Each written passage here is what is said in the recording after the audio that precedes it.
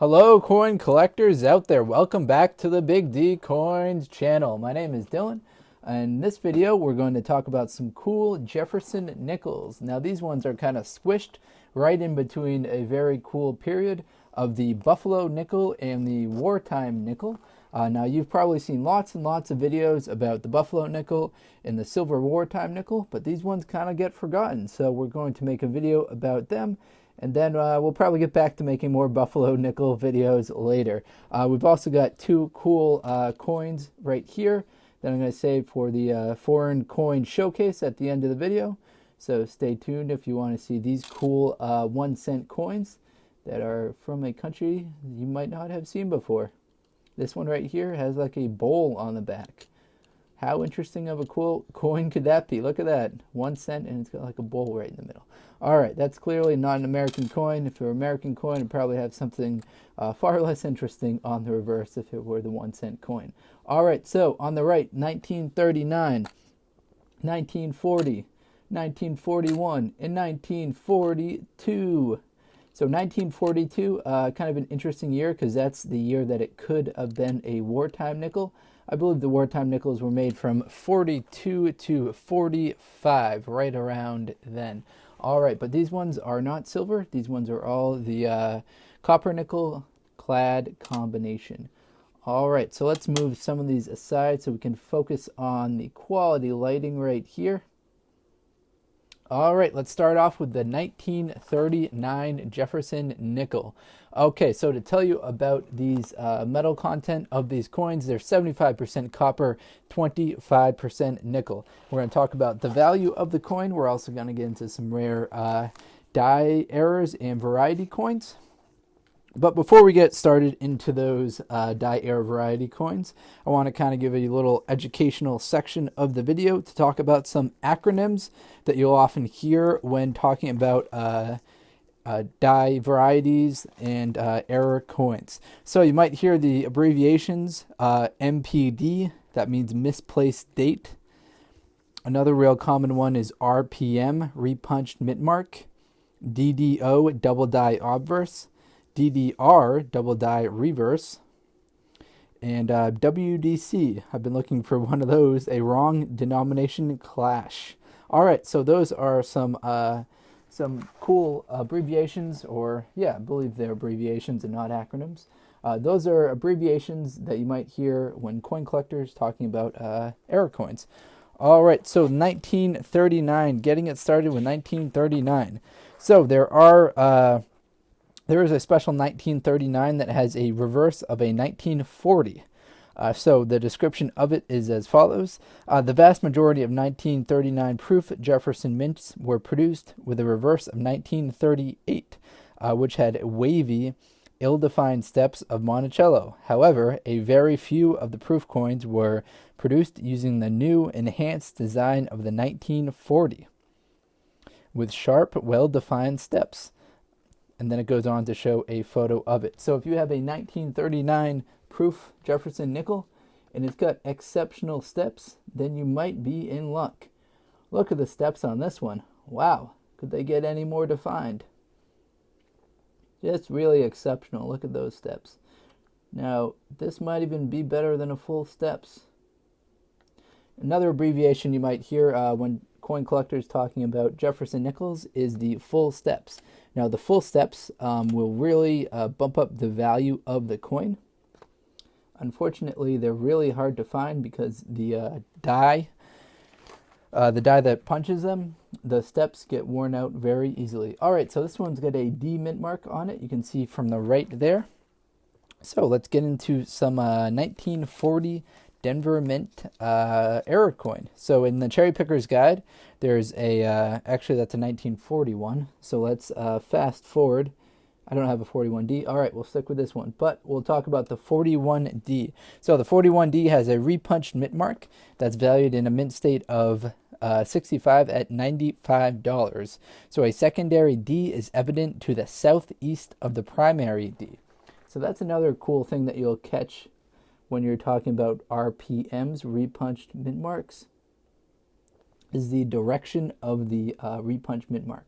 So a repunched mint mark, when it slams down multiple times, Now the direction of it, it'll be kind of like a map. So the 1941 D repunch mint mark, that's known to be southeast of the primary D. So it would be, you know, right kind of down here.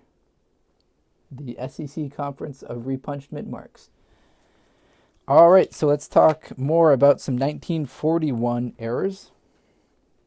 I'll slide in 1941 right here, but I don't believe this one has a mint mark on it, so it won't be great for explaining this one. But the 1941 S large mint mark. So the two mint mark styles were used for the 1941 S nickels, the large S and the smaller S. So the large S mint mark at a mint state 65 worth $190. So these, you'll notice kind of a theme.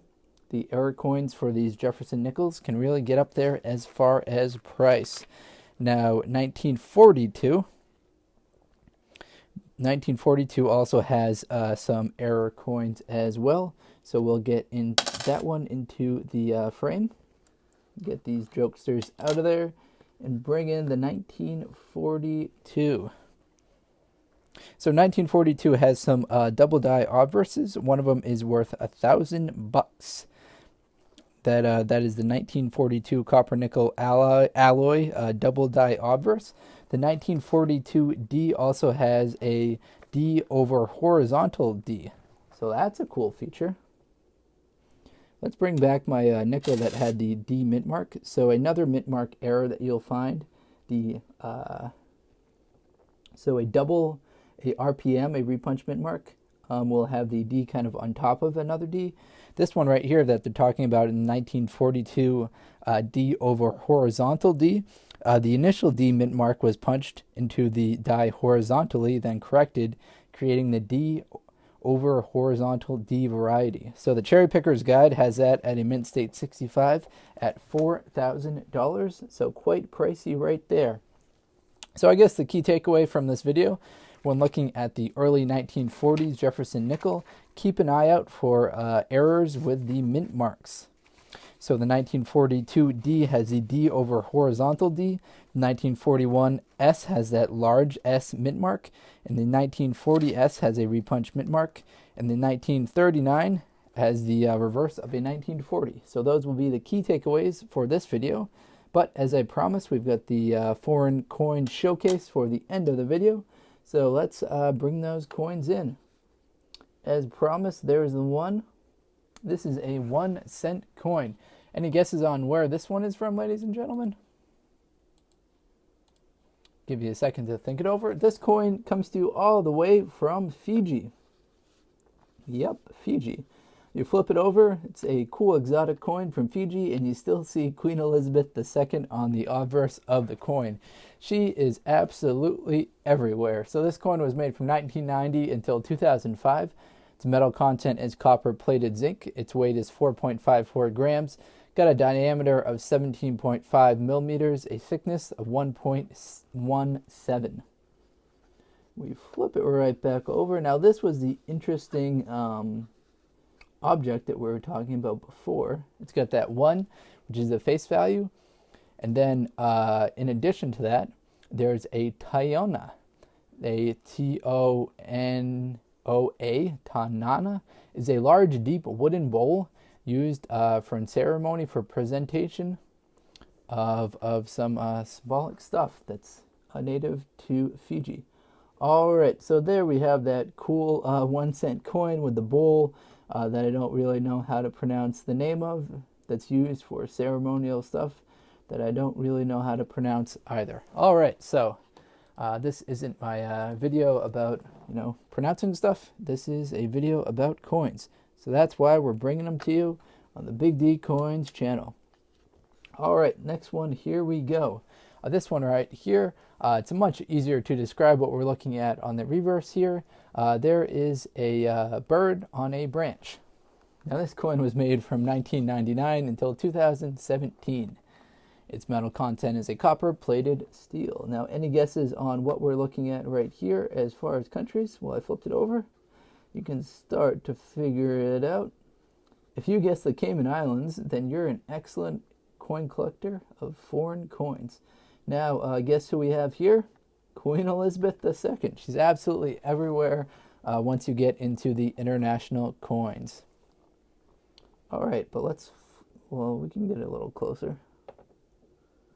Adjust the lighting so you can get the real experience.